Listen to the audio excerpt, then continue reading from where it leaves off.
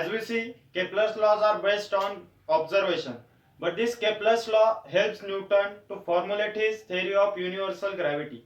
According to the theory of universal gravity, every object in the universe attracts every other object with a definite force, and that force is directly proportional to the product of their masses and inversely proportional to square of distance between them. If we consider two objects in the universe having mass m1 and m2 which are situated at a distance of d from each other. Now according to the theory of universal gravity, the force of attraction between these two objects is directly proportional to product of their masses. That is, if we consider the attractive force is F is directly proportional to product of their masses, that is m1 into m2, and inversely proportional to square of distance between them. Now the distance between two objects is the d, that means inversely proportional to the square of d. Now we know inversely proportional sign or the proportionality sign is get replaced by is equal to and constant. Always remember that proportionality sign is get replaced by is equal to and constant. Here Newton used g as a constant to replace this proportionality sign. That's why we get F is equal to g m1 into m2 upon d square. Now this is the formula we get.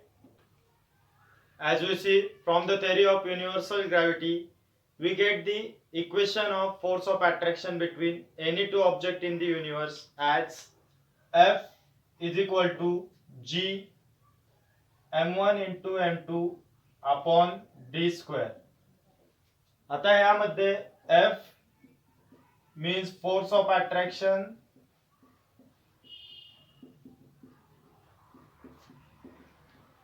between any two object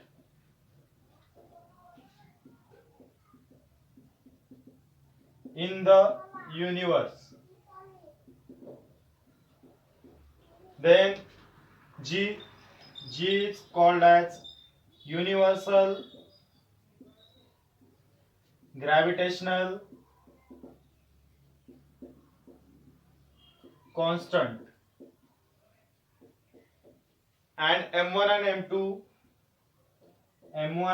m2 are the masses of objects, and d is the distance between two objects, and d is distance between two objects.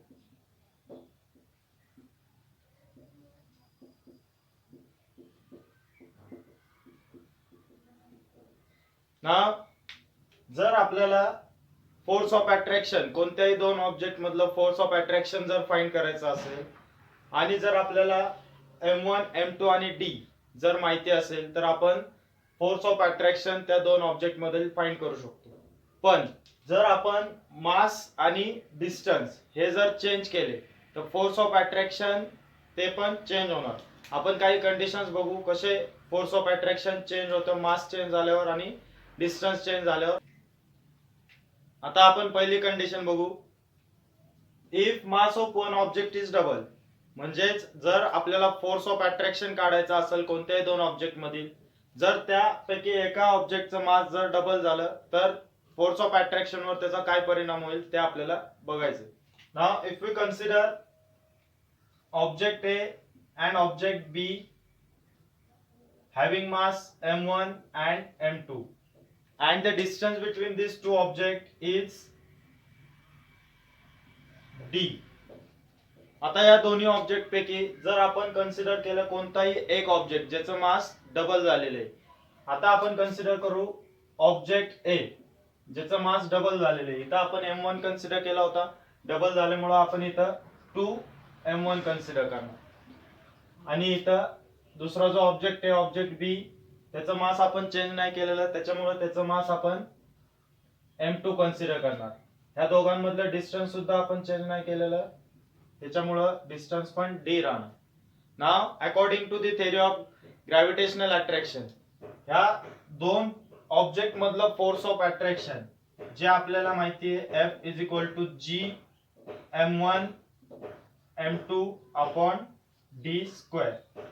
आता आपल्याला या equation मध्ये इथं नवीन force of attraction भेटणार आहे जो आपण F1 consider केला. ह्या F1 फोर्स ऑफ अट्रॅक्शन मध्ये जी तर चेंज नाही होणार कारण की जी ग्रॅव्हिटेशनल कॉन्स्टंट आहे आणि आपल्याला माहिती आहे कॉन्स्टंट व्हॅल्यू कधीच चेंज नाही होत, त्यामुळे जी तसाच राहणार. त्याच्यानंतर M1. आता M1 हा ऑब्जेक्ट A चा मास होता जो आपण इथं डबल केलेला आहे या कंडिशन मध्ये. फर्स्ट कंडिशन मध्ये आपण ऑब्जेक्ट A चा मास डबल केलेला आहे, त्याच्यामुळे हा M1 ची व्हॅल्यू चेंज होणार. That will be 2M1 into now M2. M2 he object B चा मास आहे आणि ऑब्जेक्ट B चा मास आपण चेंज नाही केलेला. ऑब्जेक्ट B चा मास आपण आहे तसाच ठेवलाय, त्याच्यामुळे इथं ऑब्जेक्ट B चा मास आहे तसाच ठेवला M2. आणि दोघांमधलं डिस्टन्स सुद्धा चेंज नाही केलं, त्यामुळे डिस्टन्स पण d's ठेवणार. आता हे जर आपण सॉल्व्ह केलं, if we take this two outside of this equation we will get 2g m1 into m2 upon d square. ना आता जर आपण हे इक्वेशन जर कन्सिडर केलं तर ते ह्या व्हॅल्यू f च्या बरोबर आहे. f ची व्हॅल्यू आपल्याला इथे भेटलेली आहे g m1 m2 upon d square. इथे सुद्धा आपल्याला g m1 m2 upon d square भेटलेला आहे. आपण ही पूर्ण व्हॅल्यू या f नी रिप्लेस करू शकतो, म्हणजे आपल्याला काय भेटेल f1 is equal to 2f. म्हणजे काय चेंज झाला, जर आपण मास डबल केलं तर फोर्स ऑफ अट्रॅक्शन पण दोन्ही इन्क्रीज होणार.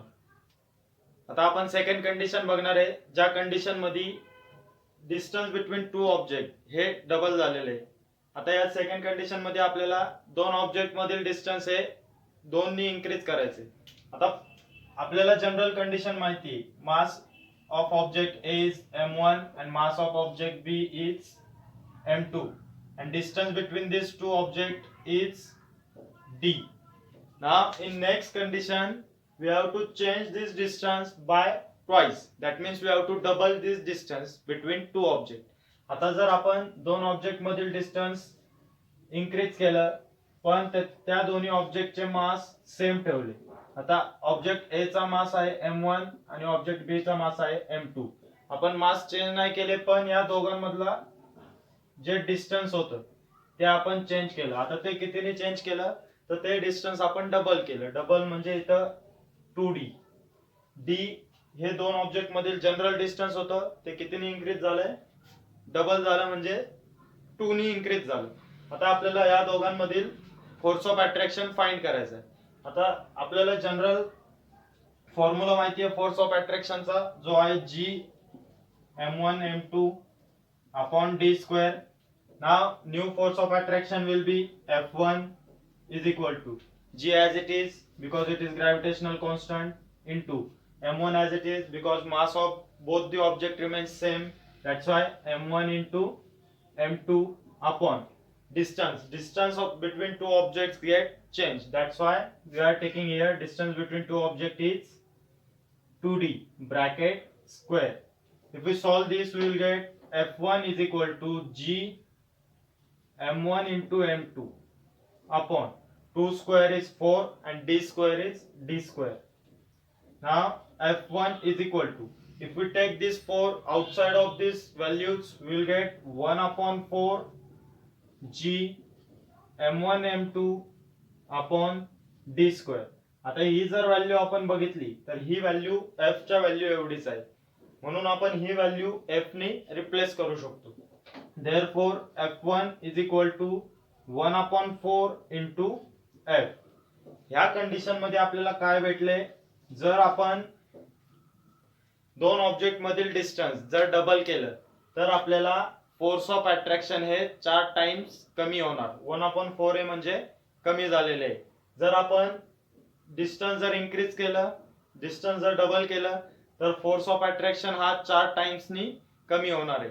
अशा टाइपचे एक्झाम्पल्स तुम्हाला एक्झाम मध्ये विचारतात, त्याच्यामुळे हे नीट समजून घ्या. मी तुम्हाला काही प्रॅक्टिस साठी कंडिशन्स देणार आहे, ते तुम्ही होमवर्क साठी ट्राय करू शकता. या दोन कंडिशन तुम्हाला स्वतः सॉल्व्ह करायला दिलेल्या आहेत. In first condition we are doing mass of one of the object is half. That means mass of any one object reduce by twice. And in second condition distance between two objects get half. That means distance between two objects get reduced by twice. हे conditions assume करून तुम्ही solve करा. Next we have to find SI unit of gravitational constant. आता हे find करण्यासाठी आपल्याला पहिला gravitational कॉन्स्टंटचा formula तयार करायला लागणार आहे. आपल्याला gravitational attraction between two object त्याचा फॉर्म्युला माहिती आहे. F is equal to G M1 into N2 upon D square. आता आपल्याला SI युनिट फाइंड करायचं आहे कोणाचं? Universal gravitational कॉन्स्टंटचं.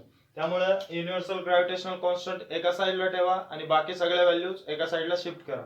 Now if we keep universal gravitational constant on right side, then these denominator values will go to the numerator. That's why we will get F into D square upon this numerator values goes into the denominator value. That's why M1 into M2.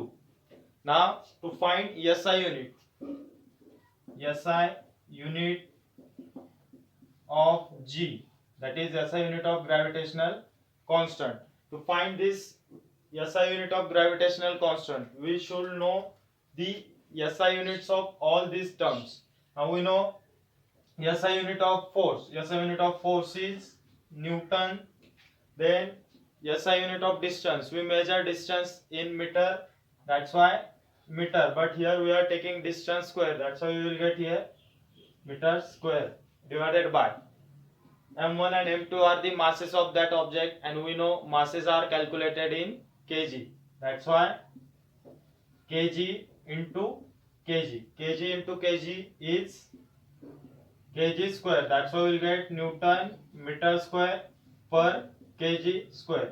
This is the SI unit of gravitational constant, that is Newton meter square per kg square, or we can write it as Newton meter square kg raised to -2.